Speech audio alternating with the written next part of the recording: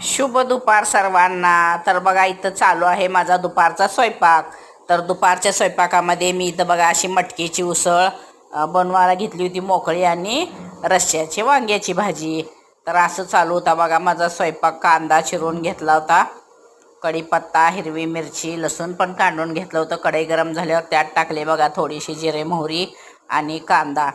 कांदा आपला छान जरा परतून झाला ना, मग त्यात हिरवी मिरची आणि कढीपत्ता टाकायचं, म्हणजे जास्त उडत नाही आपल्या अंगावर.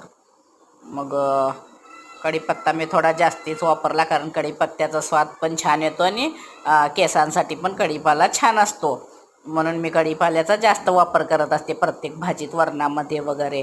फक्त एक आपली वांग्याची ती भाजी सोडली तर मी इतर सगळ्यामध्ये कढीपाल्याचा वापर करते बघा. शेजारी आमच्या फरशी बसवण्याचं काम चालू आहे बांधकामाचं, म्हणून खर आवाज येतो, पण नाईलाज आहे.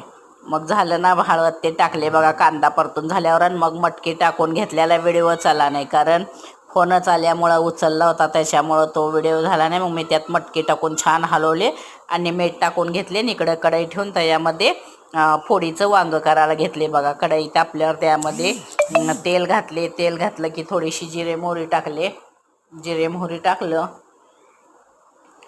की नंतर ना बघा लसूण, खोबरं, कोथिंबर आणि अद्रक याचं वाटण मी असं हातानेच काढले होते. मग त्यामध्ये मी ते असं टाकून घेतले बघा तेलामध्ये छान असं.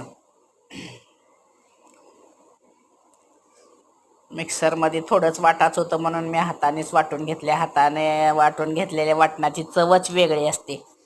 मग वाटून घेतले असं छान तेलामध्ये, एक जीव करून घेतला बघा, आणि टमॅटो टाकले चिरून.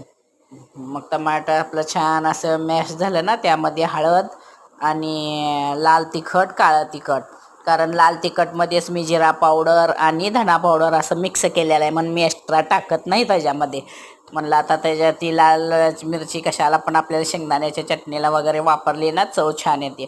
मग हे ते मी तिखट टाकले, आणि नंतर ना हे वांग्याच्या फोडी टाकून घेतल्या बघा, कारण वांग्याच्या फोडी लवकरच वांगं चिरून घेतल्या असल्यामुळं त्यातल्या बिया थोड्याशा काळ्या दिसत होत्या. म्हणलं चला तरी पण काय हरकत नाही, कारण लगे लगे केले नव्हते ना काम असल्यामुळं.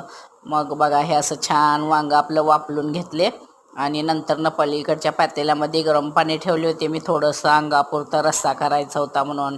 मग नंतर न बघा त्या ह्याच्यामध्ये वांग्यामध्ये तरी पण एक थोडंसं एक 5 ते 10 मिनटं वांगं आपलं झाकून असं वापलत ठेवले. नंतर न पाणी घालून रस्सा वांगं करून घेतले बघा. असा झाला स्वयंपाक.